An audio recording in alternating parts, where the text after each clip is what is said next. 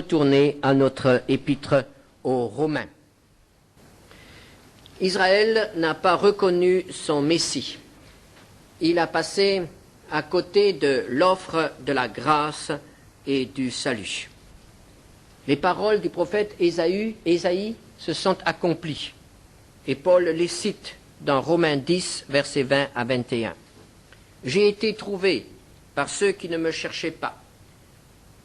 Je me suis manifesté à ceux qui ne me demandaient pas. » Mais au sujet d'Israël, il dit « J'ai tendu mes mains tout le jour vers un peuple rebelle et contredisant. » Que va devenir ce peuple d'Israël qui a rejeté son Messie, qui a rejeté celui qui est en quelque sorte sa raison d'être, car s'il y a un peuple d'Israël, c'est pour donner au monde la parole de Dieu, c'est pour donner au monde le Messie. Le Messie est venu, Israël l'a rejeté. Est-ce que ce peuple va être rejeté à son tour?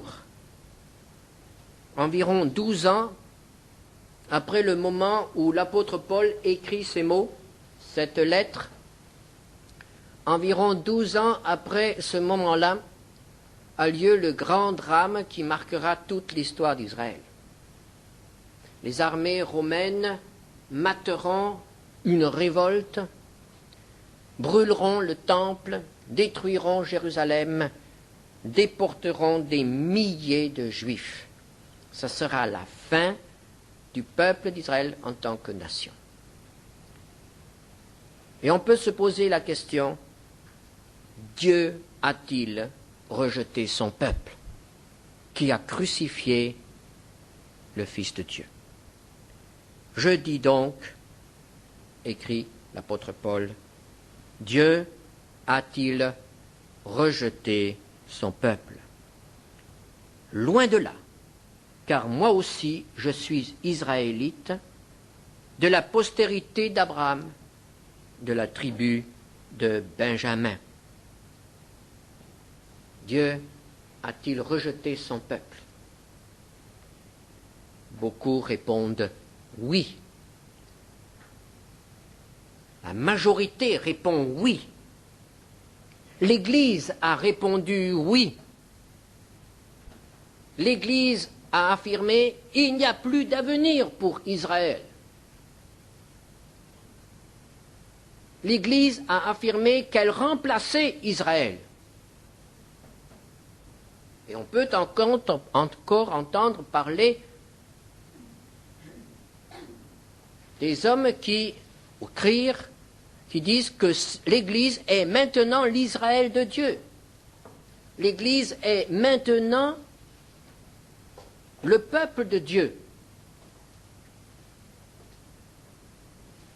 Et que l'Église s'approprie toutes les promesses qui ont été données au peuple d'Israël dans l'Ancien Testament. Et l'Église a persécuté les Juifs. L'Église a cherché à détruire les Juifs, le peuple d'Israël.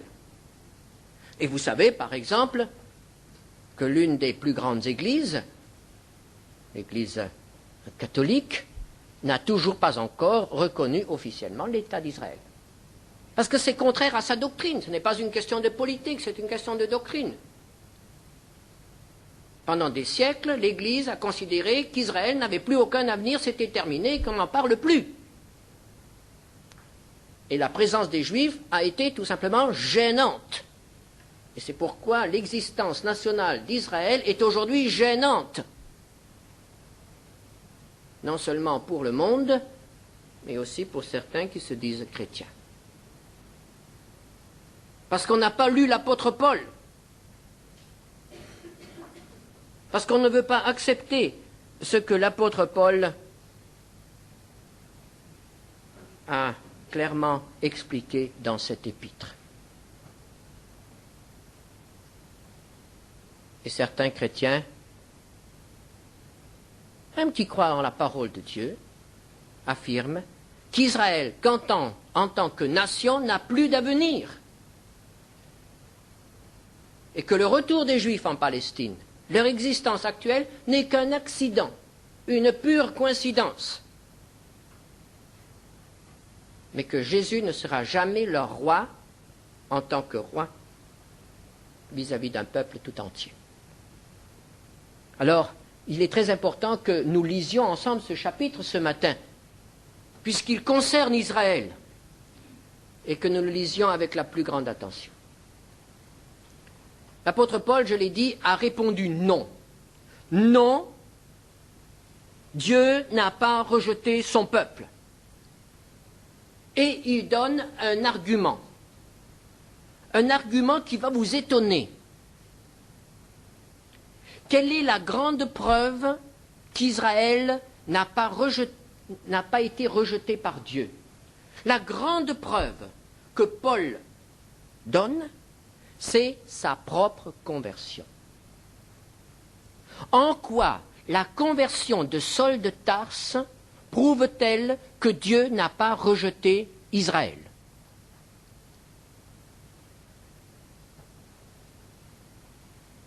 Si Dieu avait rejeté son peuple, cela n'aurait pas été seulement un rejet en tant que nation, c'est-à-dire la destruction de sa ville, de sa capitale, de son temple, peut-être même la destruction de sa vie nationale. Si Dieu avait réellement rejeté son peuple, la conversion d'un juif serait devenue absolument impossible. Car lorsque Dieu rejette quelqu'un, ce n'est pas seulement un rejet physique, c'est un rejet spirituel. Quand Dieu rejette quelqu'un, quand Dieu ferme la porte devant quelqu'un, il n'y a plus de possibilité de salut pour cette personne. Il n'y a plus de conversion possible. Nous avons vu cela avec Pharaon, nous avons vu cela avec Judas. Lorsqu'il y a ce rejet, c'est un rejet absolu, c'est un rejet total. Puisque Saul de Tarse a pu se convertir, puisque depuis le jour de Saul de Tarse, d'autres Juifs ont pu se convertir, puisque de nos jours encore, des Juifs acceptent Christ comme leur Messie, c'est que la porte est toujours encore ouverte pour Israël. C'est que Dieu n'a pas encore rejeté son peuple. Car si Dieu avait rejeté son peuple, la conversion d'un Juif serait absolument impossible. Ce serait un rejet définitif, un rejet total. C'est ce que nous apprend l'apôtre Paul. Et il nous dit qu'il était, lui, un Juif fanatique. Il était, lui, un Juif qui persécutait les chrétiens. Un de ces Juifs qui, probablement, aurait approuvé la crucifixion de Jésus si on lui avait demandé son avis.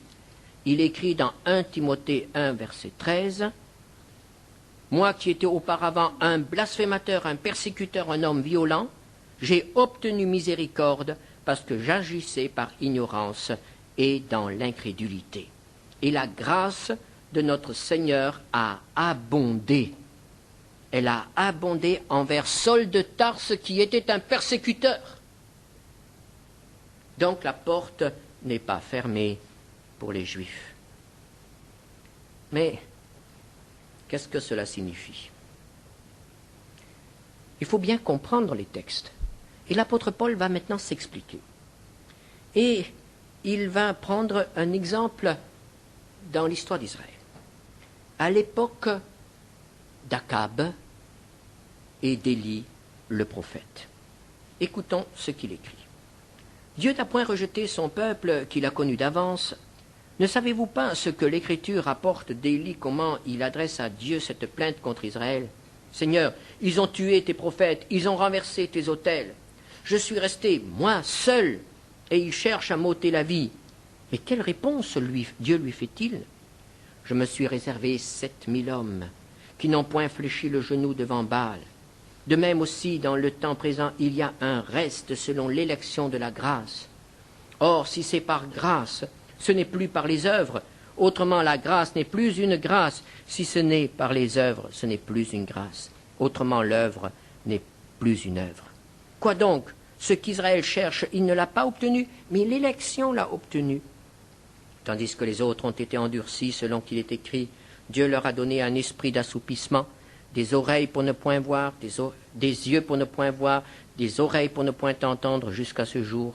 Et David dit que leur table soit pour eux un piège, un filet, une occasion de chute et une rétribution, que leurs yeux soient obscurcis pour ne point voir et tient leur dos continuellement courbé. Israël a connu dans son histoire des périodes d'apostasie presque totale. À l'époque d'Akab, le culte de l'Éternel avait été remplacé par le culte de Baal. Et Élie, le prophète, pensait être seul à adorer encore le Seigneur et à résister à ce culte de Baal. Et voici que le Seigneur lui dit, « Mais tu n'es pas seul, il y a un reste. Il y en a 7000 dans le pays que tu ne connais pas, mais qui, dans leur cœur, continuent à me servir. » Et c'est ainsi que naît cette notion de reste. Et c'est ainsi que nous apprenons que dans l'ensemble du peuple, il y a un noyau qui reste fidèle au siècle des siècles. Et il est très intéressant de suivre l'histoire de ce reste, de ce que l'on va appeler le reste fidèle. Et c'est ainsi que nous voyons que Dieu distingue d'un côté son peuple, la nation, postérité d'Abraham, selon la chair, et de l'autre côté, un reste qui est postérité d'Abraham non seulement selon la chair, mais aussi selon l'esprit, et qui reste fidèlement attaché au Seigneur. Et dans les temps les plus difficiles, dans les temps d'apostasie, dans les temps de corruption, il y a un reste. Dieu se maintient toujours une petite flamme, un petit témoignage au sein de son peuple. Et c'est ainsi que nous retrouvons quelques éléments de ce reste au début de nos évangiles. Par exemple, les parents de Jean-Baptiste font partie de ce reste.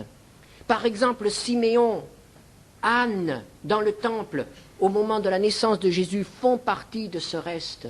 Un Nathanaël fait partie de ce reste. Il y a ainsi, à chaque époque, dans chaque génération, Marie, Joseph font partie de ce reste, évidemment. Il y a ainsi des hommes et des femmes qui servent le Seigneur fidèlement, alors que le peuple, dans son ensemble, se détourne du Seigneur et il est apostat. Et qu'en est-il aujourd'hui? Quand il est question de reste, dans le peuple, le reste historique, le reste au sein d'Israël, il n'est pas question de juifs. Il ne faut pas dire aujourd'hui, le reste fidèle, ce sont les juifs qui ont reconnu Christ et qui se sont convertis au Seigneur. Non, ceux-là ne sont pas le reste historique. Ceux-là deviennent membres de l'Église. Et dans l'Église, il n'y a plus ni païens, ni juifs. Dans l'Église, nous sommes tous un par la grâce du Seigneur et par le Saint-Esprit. Et lorsque le Seigneur reviendra, nous tous qui avons reçu le Saint-Esprit, nous partirons à sa rencontre, juifs ou nations.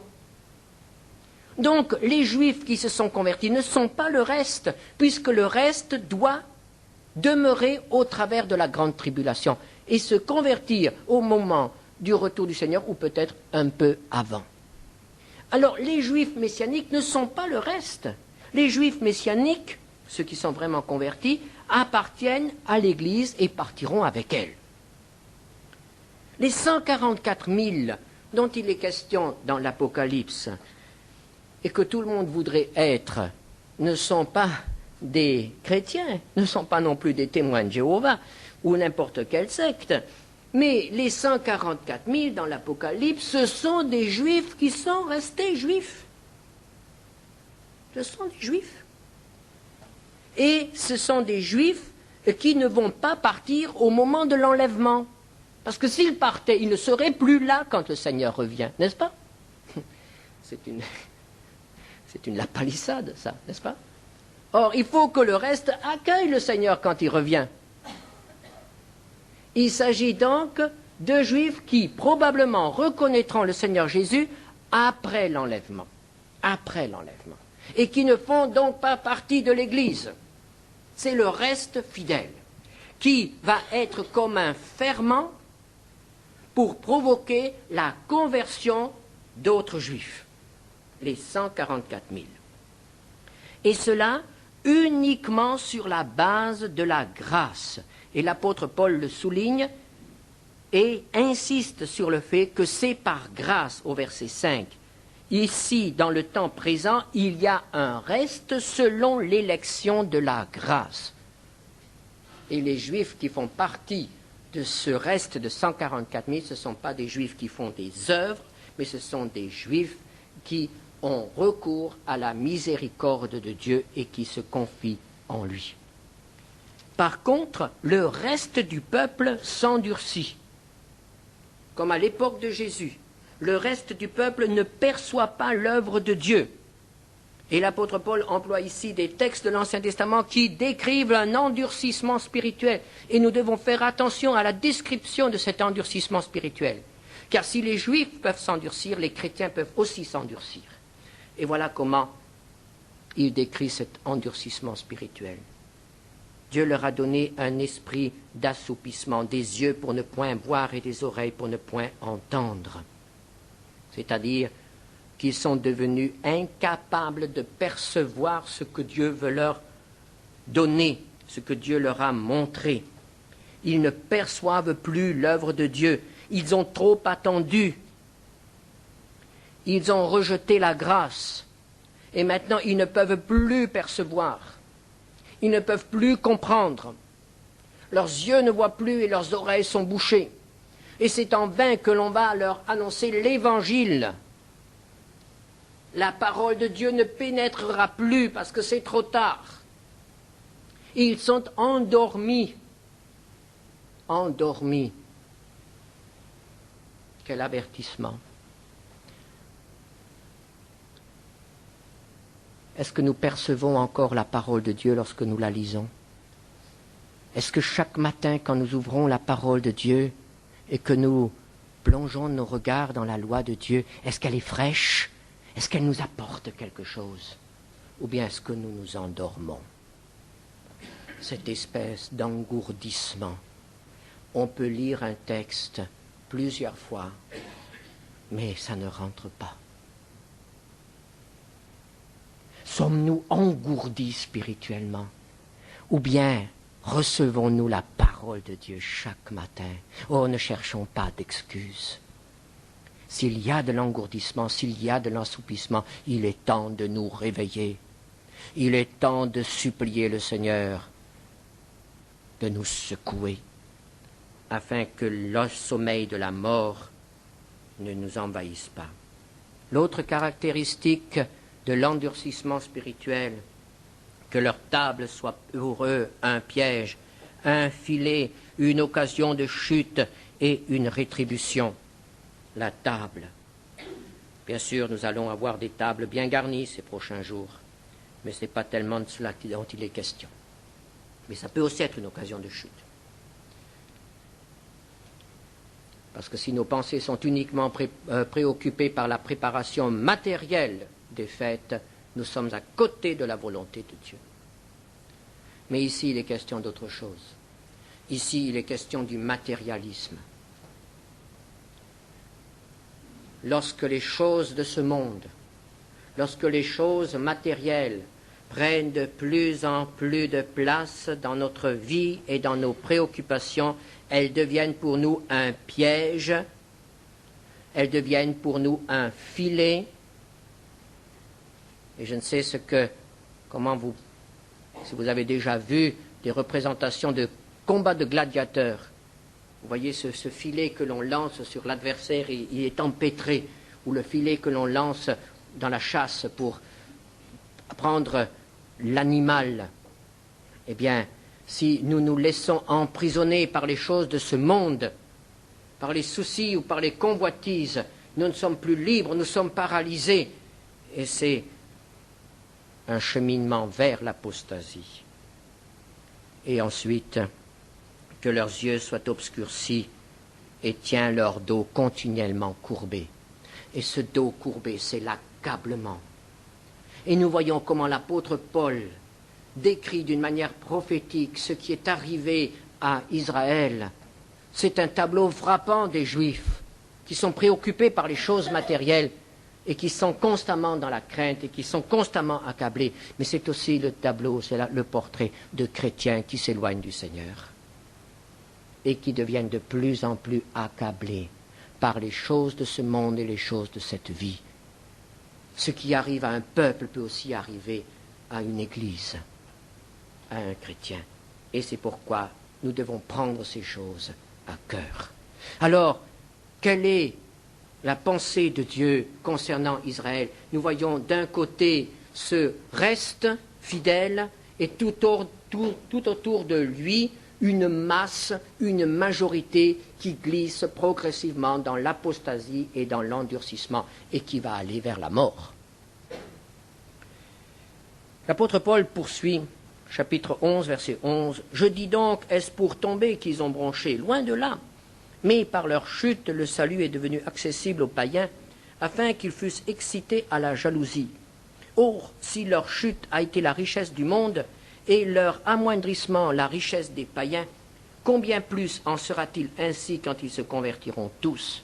Je vous le dis à vous, païens, en tant que je suis apôtre des païens, je glorifie mon ministère, afin s'il est possible d'exciter la jalousie de ceux de ma race, et d'en sauver quelques-uns. Car si leur rejet a été la réconciliation du monde, que sera leur réintégration sinon une vie d'entre les morts? Or, si les prémices sont saintes, la masse l'est aussi. Et si la racine est sainte, les branches le sont aussi.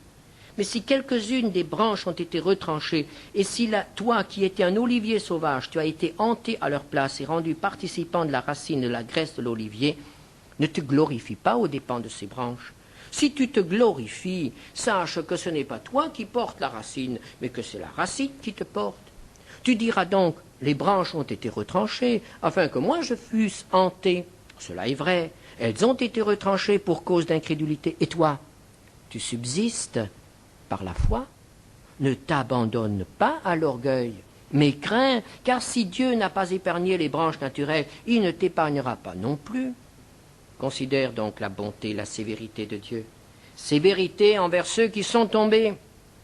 Et bonté de Dieu envers toi si tu demeures ferme dans cette bonté, autrement tu seras aussi retranché. Eux de même, s'ils ne persistent pas dans l'incrédulité, ils seront hantés, car Dieu est puissant pour les hanter de nouveau.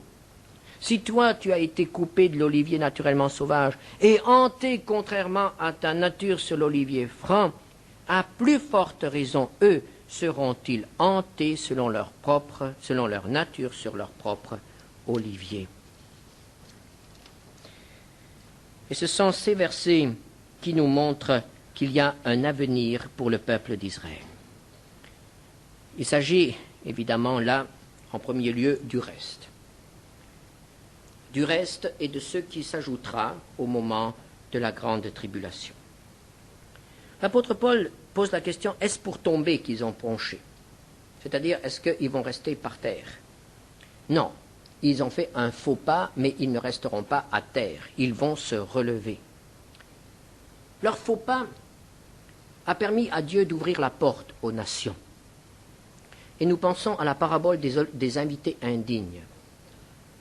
Le roi avait invité des hommes pour un grand festin, et ils ne sont pas venus. Alors Dieu a dit, eh bien, il y a de la place dans la salle, faites entrer ceux qui n'étaient pas invités. Et il a envoyé ses serviteurs dans les rues, et il a fait entrer tous ceux qui étaient dans la rue, et qui étaient indignes. Et finalement, ils étaient davantage dignes que ceux qui avaient étaient invités et qui n'étaient pas venus. Et c'est ainsi que nous, les indignes, les gens dans la rue, les pauvres, les misérables, les clochards, tous ces gens-là ont été invités. Et nous faisons maintenant partie du peuple de Dieu, enfin de la maison de Dieu. Nous sommes dans la salle du festin. Mais les invités indignes sont dehors, et ça c'est Israël. Et cela doit les faire réfléchir, parce qu'ils sont encore dehors. Un jour, la réintégration, la porte sera ouverte de nouveau pour ceux qui sont dehors. Et un jour, Dieu va s'occuper tout particulièrement de son peuple d'Israël.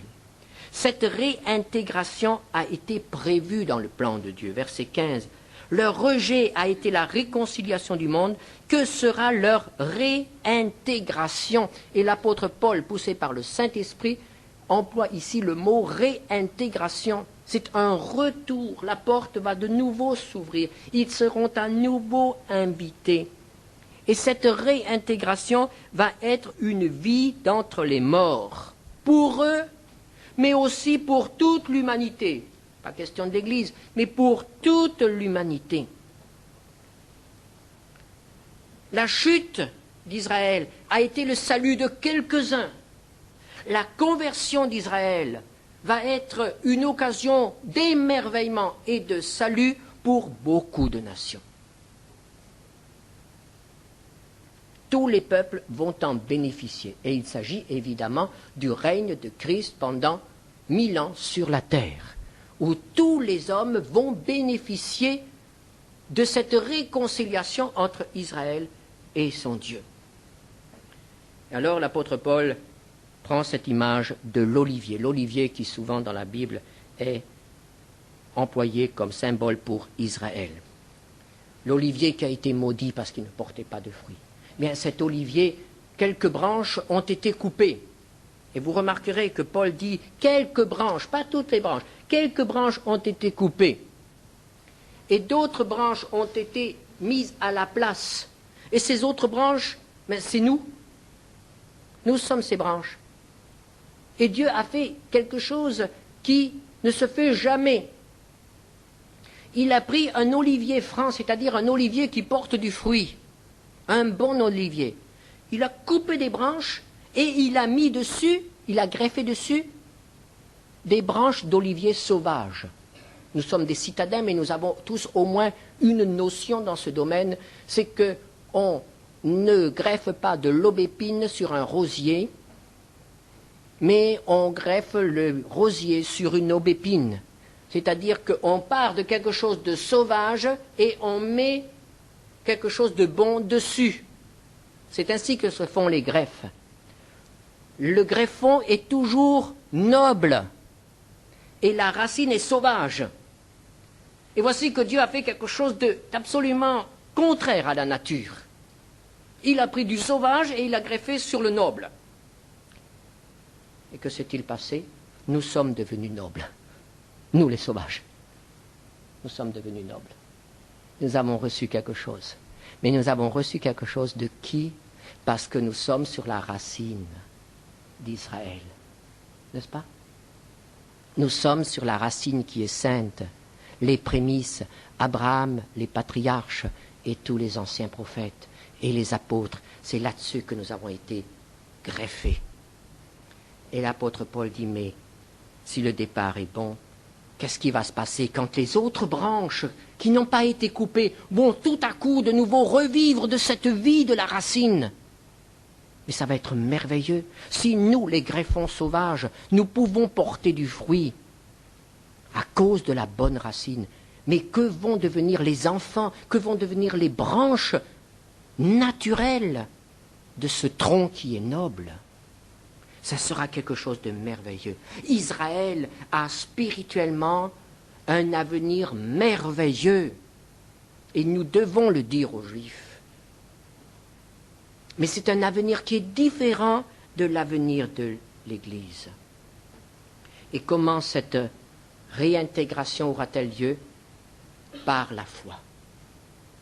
Non par les œuvres, mais par la foi. Et en passant, l'apôtre Paul nous donne un sérieux avertissement.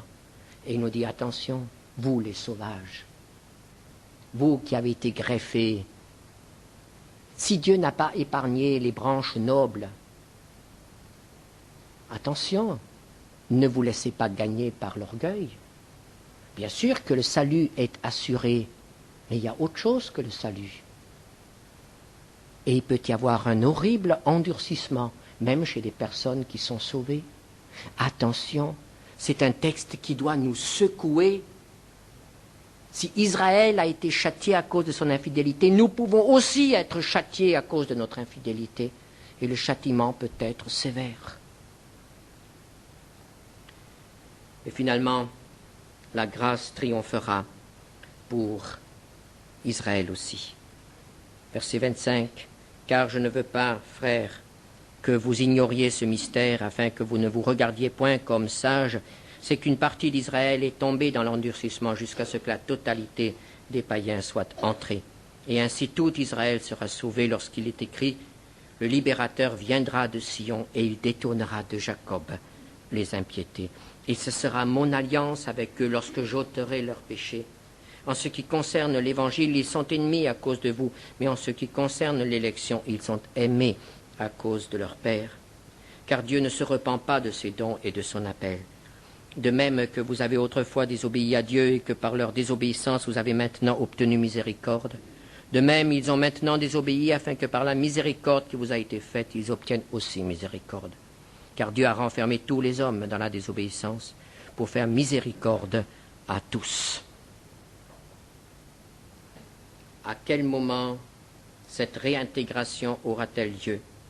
L'apôtre Paul donne un signe. Lorsque la totalité des païens sera entrée. Qu'est-ce que ça veut dire? Est-ce que ça veut dire que tous les païens se convertiront? Non. Vous savez comme moi que chaque jour qui passe augmente la proportion d'incrédules dans ce monde. Par rapport à l'ensemble, il y a de moins en moins de chrétiens fidèles. Donc le Seigneur ne reviendra pas lorsque tous les incrédules croiront. Non, ce n'est pas ainsi qu'il faut comprendre. La totalité, c'est-à-dire le nombre fixé par Dieu. Dieu a déterminé un nombre. Nous ignorons quel nombre. Mais Dieu a déterminé un nombre de païens qui doivent se convertir. Et lorsque ce nombre sera atteint, ce sera la totalité. Alors se déclenchera la réintégration d'Israël. Chaque païen qui se convertit nous rapproche du retour du Seigneur. Alors vous tous qui avez hâte de voir le Seigneur revenir, en route, en avant. Mais oui, c'est comme ça que vous pouvez participer. Faites, allez. Par la mission intérieure, extérieure, par tous les moyens, annoncez l'évangile de Dieu.